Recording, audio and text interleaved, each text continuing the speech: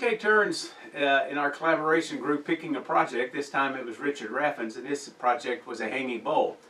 So what is a hanging bowl? Well, I've got a pretty good idea what Richard had in mind because I got his book, All New Turning Projects. I've had this about 10 years when it first came out, and it has a hanging bowl project in it. And basically you cut a bowl or a pot in half and mount it on the board, and you've got some type of storage unit.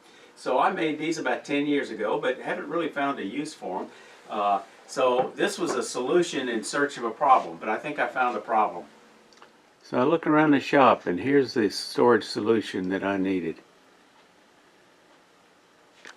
So you can turn a dedicated vessel to cut in half for this project, or you can kind of look around in your shop and see if there's something you can repurpose, like, you know, a nicely made bowl that maybe had a flaw.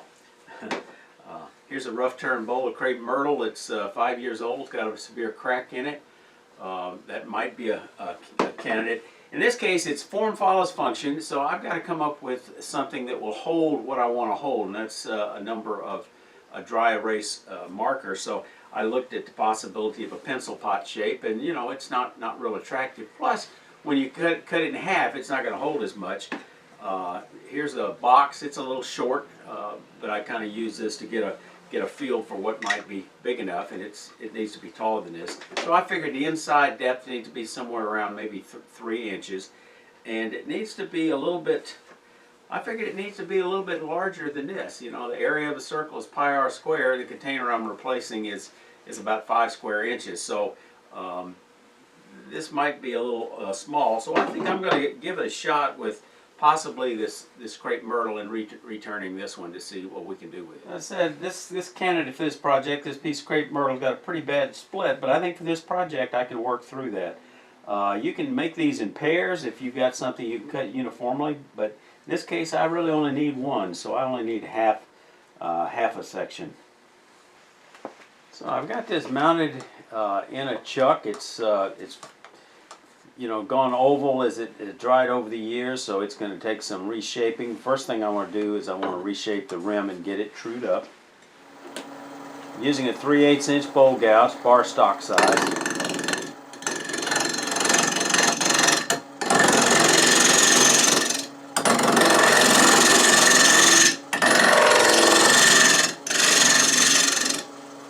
Now I can come in.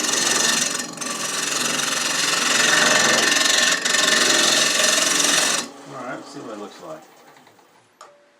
Alright, I'm looking for areas that haven't been cut. That's here, it's still down a little bit. I've got to maybe bring it down just another 1/8 of an inch or so.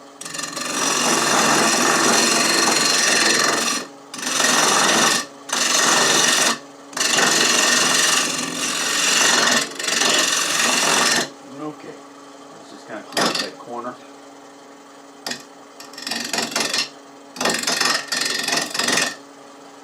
Okay, next I want to true up the inside down about 1 inch or so to where I'm going to put a tenon so I can hold this when I reverse it, clean up the outside. Alright, so let's true this up down about 1 inch or so.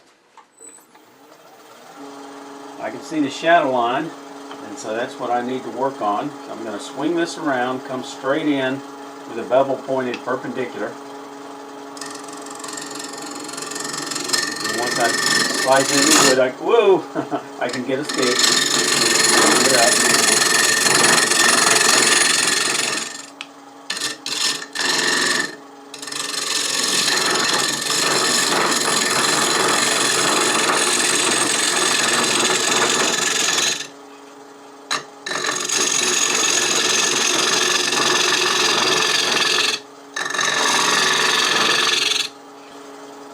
And the idea is so I can tell how true it's running when I bring it back around.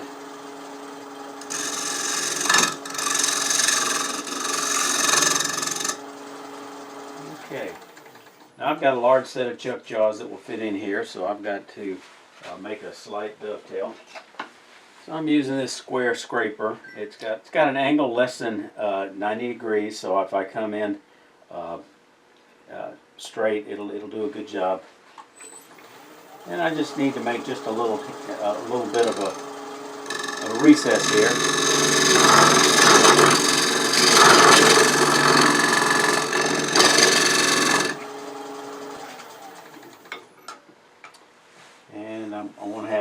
flat area on a couple of sides for it to register against, and I think that'll do it. So I'll take this out and replace it with a larger chuck, or rather, chuck with a larger set of jaws.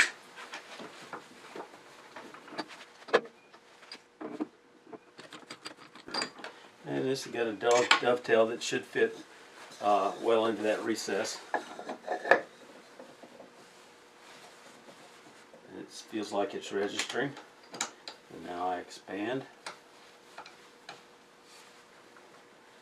Just enough to hold it snug. And now I'm going to stand out of the line of fire and turn it on slowly to see how, yes, it's running true in this plane, so I'm in good shape. So now I'm going to do the outside.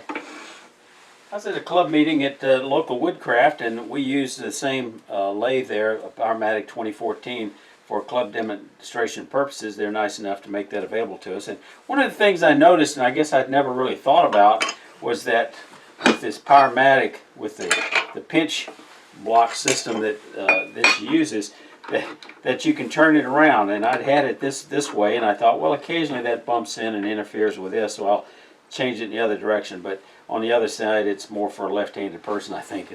So being on the right-hand side, deal with that occasional bumping, I think, is probably not an issue.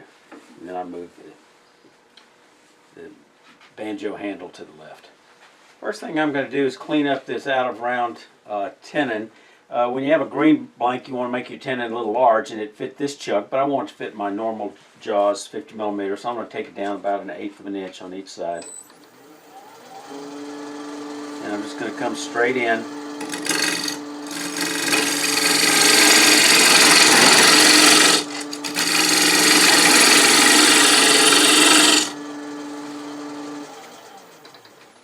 Check the size here. I can go a little bit smaller.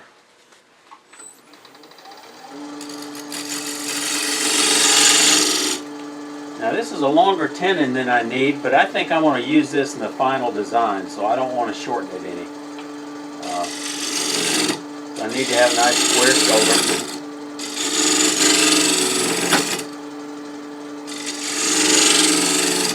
Alright, now I'm going to come out here and start cleaning up sides.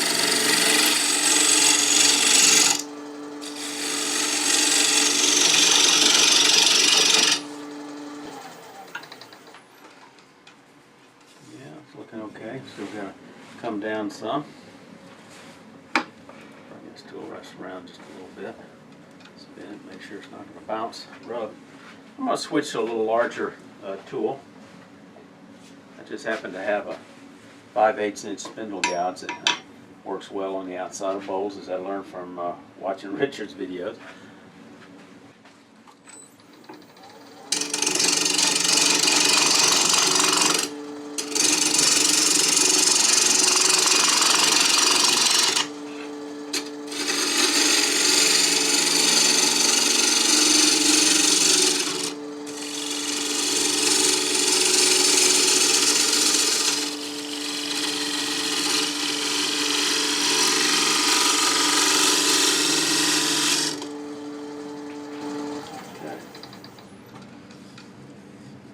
Cutting most of the wood all the way around. Got a little knot here, got a little knot there. I guess that's what you get with crepe myrtle. Need to clean this up just a little bit.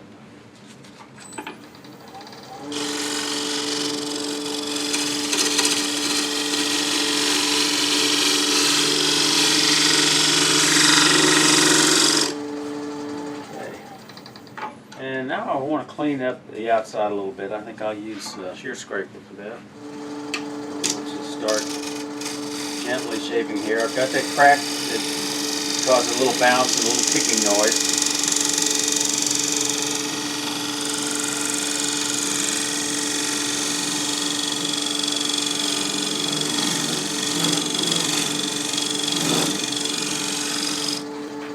Alright, now bring it up on side for a shear angle. About 45 degrees. See if I can clean it up a little more. Bring it around.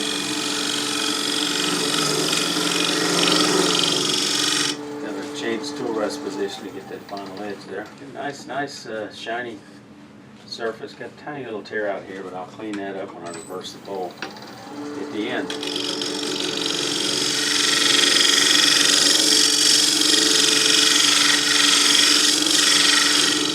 Okay, I'm going to sand this up a little bit. I want to give this some visual appeal, so I want to put a textured band here. But first I've got to sand it to its final sanding grit.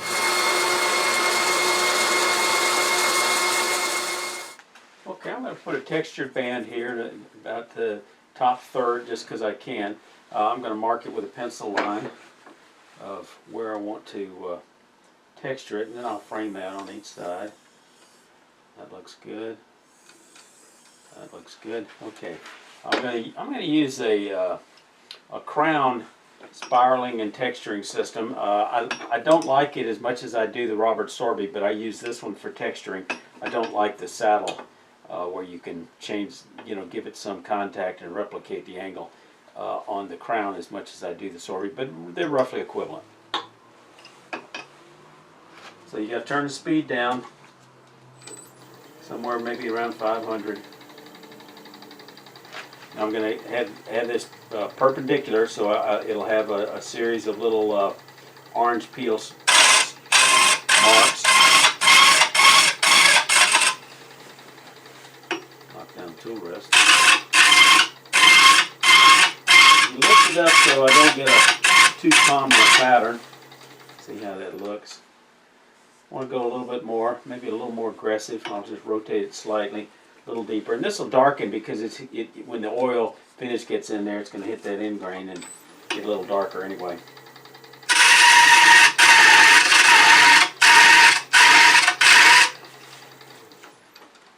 And that gives me a nice look.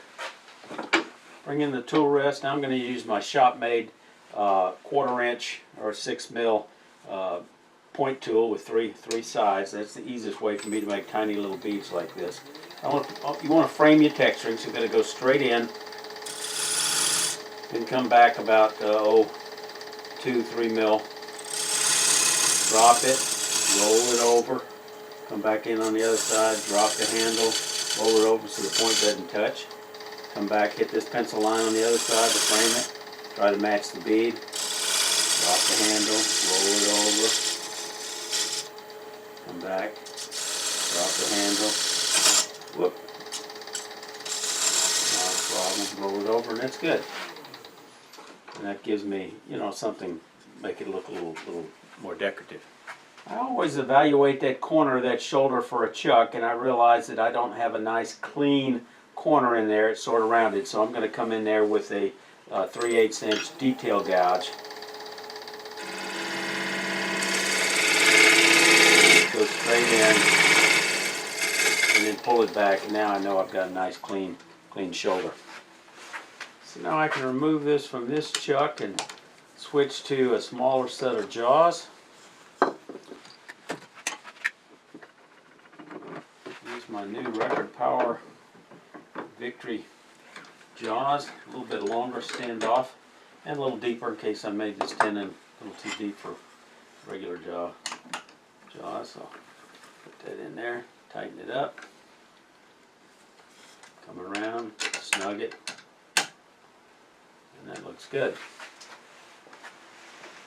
So now I'm going to even up the walls all the way down. I want to go a little bit deeper. I've got a lot of room at the bottom of this. Some people are real comfortable using a pencil to do this, and that works. I'd rather use this because it's handy and it also tells me the depth, and I've got this visual indicator I can easily hold it and see. So I look down the top and I can see that I've got close to 1 inch of depth, and since this is only 2 1/4, I want to go down probably about 3 1/4 inches, so I've got to go down about an inch or so. Rotate it, make sure it clears. We're going to go back to that 3/8 inch bowl gouge and just continue bringing it on, cleaning up the walls. And get the speed back up from texturing. This is a small bowl, so I can go a little over 1,000, 1,200.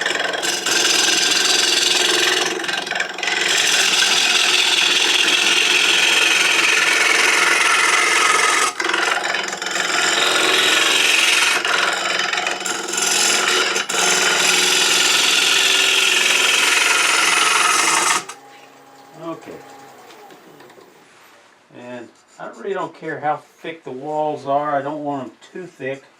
Don't want them too thin either, because I don't want this to be fragile in my shop. I can go a little bit thinner on that wall. I'll go down another maybe 1/16 of an inch. Handle out.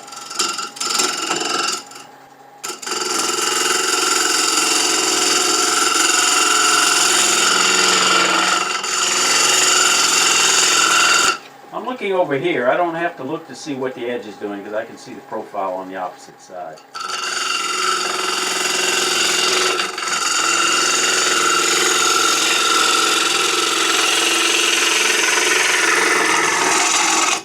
Okay, that thickness is good.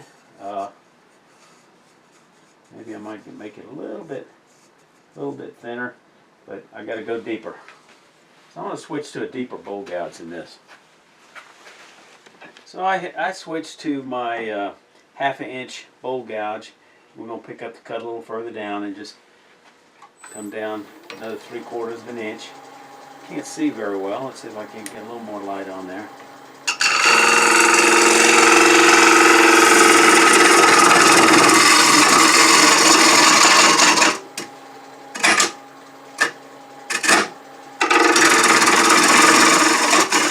I'm hitting end grain and it's tough, so I may have to reevaluate that. Let me get a bottom feeder bowl gouge. This one has a very blunt grind, almost like a spindle roughing gouge. It makes it a little easier when you're digging deep, and it's a little shorter, doesn't vibrate as much, and it's 5/8 of an inch. Let's lower the tool rest just a little bit. Make sure it clears. Yep. Okay.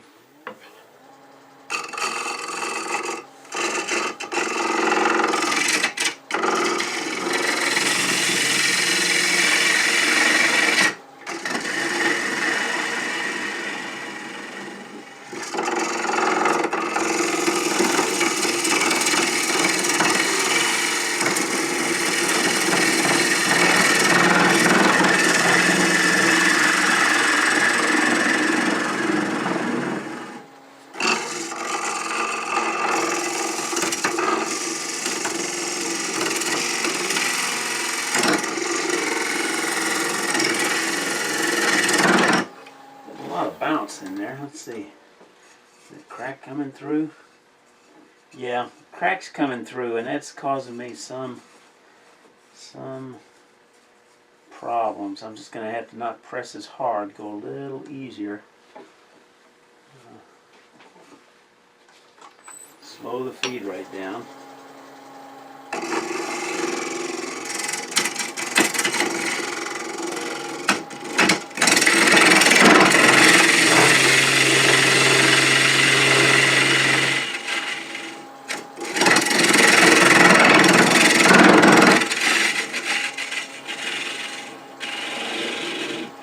Got my tool rest up a little high. Let's lower it just a little bit. Okay, so I can put on center. The crack seems to be widening as I'm taking out more of the bowl. I think I can see more of the crack. I don't think the crack's getting bigger. It's just more of it's being revealed.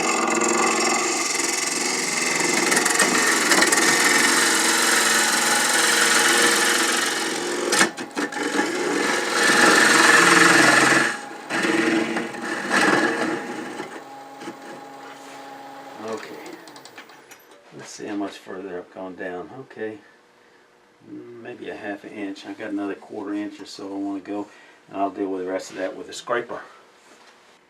I'm using a negative rake scraper. It's not as aggressive, but I don't have to be as concerned about lifting the handle. I can keep it flat, and I'm just mostly doing finishing cuts, and maybe go down another 1/8 of an inch to the bottom. So let's start with that.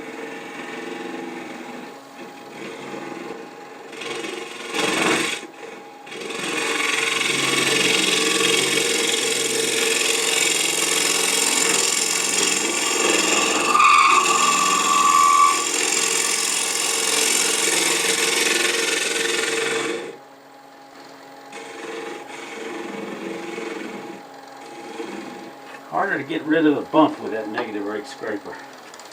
Let's see how I'm doing. Okay, walls feel good. They feel pretty smooth. little bump at the bottom. I don't think I'm going to be real concerned about that. I'm going to cut it in half.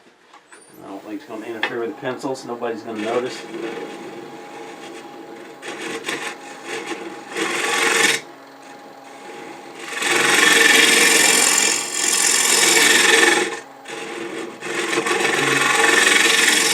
Alright, now let's measure. I want it to be about close to 3 inches, I think. And I've got a ways to go. Let me reevaluate that. Yeah, I can still go another 1/4 of an inch. I'm going to go a little deeper.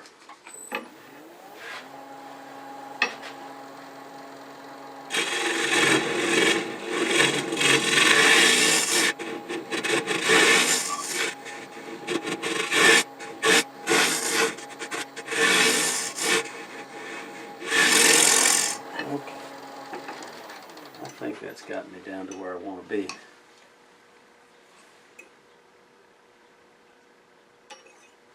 That's close to 3 inches. I think I'll call it good. The rim is flat here and sharp edge on the inside and outside. I think for a pencil pot that I'm going to grab, and I want that to be a little more rounded here and here. So let's do that. So I'm just going to come up with a 1/2 inch spindle gouge and do some scraping on that edge a little bit. Bring it around.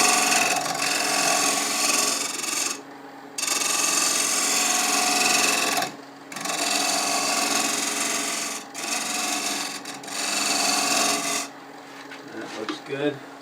Down there. Okay. And now let's do the inside. Just press that edge a little bit, open it up a little bit.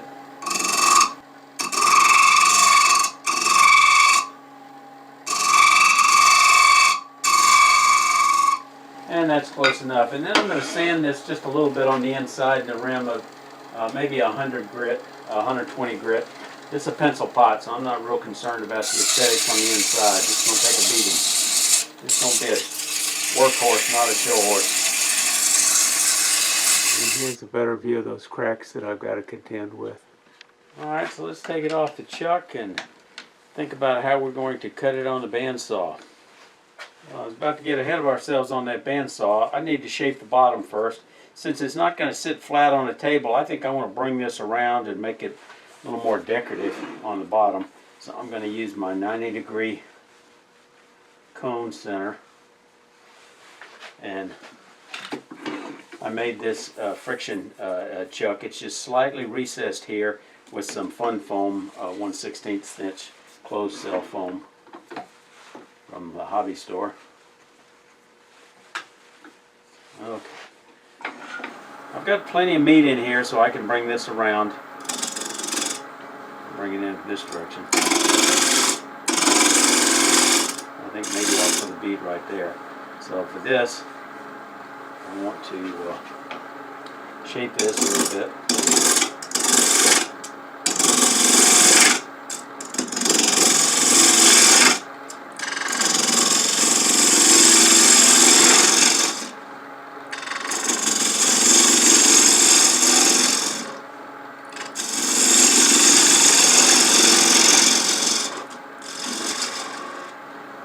And I think that's close.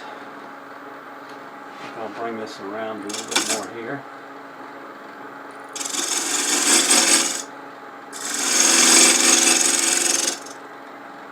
And maybe put a bead right there. I don't know. Clean this up just a little bit.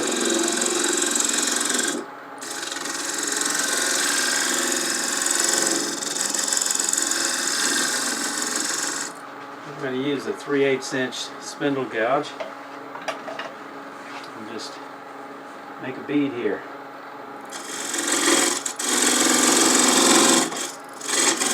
Maybe make a couple beads here. Maybe 3. Whoa.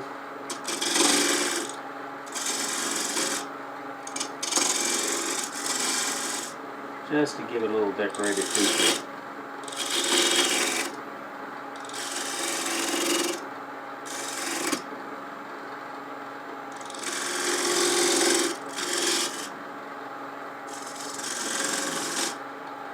Okay. I like that. That's good enough. I'll hit that a lick with some sandpaper and then we'll go over to the bandsaw. I'm going to mark this with a piece of tape so I can get the straight line that I'm going to be bandsawing, and I think I'll probably cut it right about through the middle. Don't have to. I could cut it either direction. Just want a straight line through there. That's close enough. Okay. My bandsaw has a blade tensioner on it, so when it's not tensioned, I leave this magnetic stick on here with red side up, meaning I need to turn it on. If I've been using it, I go away for a day, I just leave it on the green side, so I don't ever turn it on with it not tensioned. I tension it, and then we're just going to, I think I'll bring up the fence just to kind of help me anchor it a little bit, and I think we're ready to go. Here.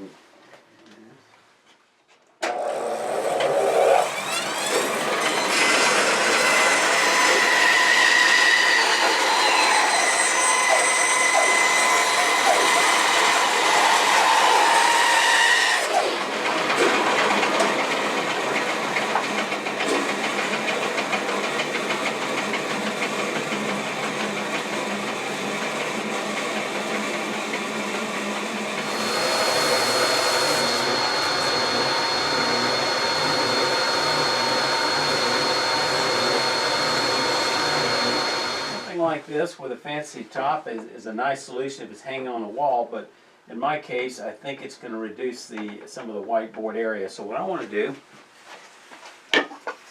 is take this piece of wood scrap and I'm just going to fasten this on here with double stick tape. So all I need to do, I've got one side is lacquered, yeah. I'm going to actually extend the bottom of this down just a little bit over here, and then put a mark here, and then I will shape it just a little bit, but it's not going to be as tall as the others. It's going to be more functional than artistic, but it does add a bit of whimsy. Okay, I'm going to put this on here. It's going to extend just below the bottom. I'm going to get the wood evenly on both sides. I mark a little pencil mark here and here, and here's going to be the top. And here's where everybody else in the world's got the Americans beat out, and that's using metric, because dividing 5 and something fraction of an inch in half is just a whole lot harder than dividing 135 millimeter, which is going to be about 68 millimeter, right about there. Okay, now I'm going to use a French curve to just kind of figure out a nice design curve for that. Too small, I think. I'm no artist, no architect, but these look like it's really nice. A nice shape. Okay, and I'll cut that out on the probably the scroll saw and sand it up a little bit. We'll come back and glue it.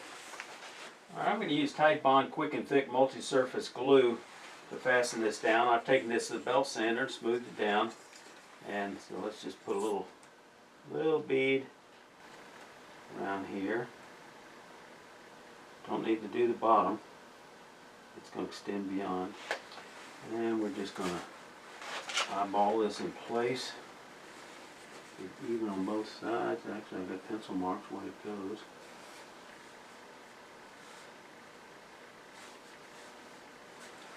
And I'm just going to press it down for a second and just leave it there until it dries. Since Minwax has discontinued their antique oil finish, I'm rationing my can and experimenting with new finishes. I'm trying this Osmo, which you apply with this non-woven thin pad and goes on thin, and it dries real fast. I've only used it a little bit, but I think I'm liking it. It's kind of pricey, but a little bit seems to go a long, long way. Put it on a coat, leave it for 8 to 10 hours. And follow up with another coat for 8 to 10 hours, and that seems, for most of my projects, that seems to be about right. Put it on, wipe it off, don't leave too much on. This applicator, it doesn't dry hard and stiff, which is kind of surprising. So I can reuse this applicator lots and lots of times. I'm just going to go ahead and I think maybe put it on the whole surface of this so it'll be uniform. Mount this with double stick tape. I'll get back to you after I have more experience with this Osmo. It was on sale this month at Woodcraft, 20% off, so I thought I'd give it a try. It gets good reviews from a lot of wood turners. Okay, not wanting to do any damage to the whiteboard, I put a couple of strips of double-sided turner's tape. This is not carpet tape, this is really strong stuff. Pour off with a knife. And I'm just going to, it's going to rest right down here against this wood, up against the side, like this. And I think I'll get a clamp and clamp that so it'll hold for a while. And there we go.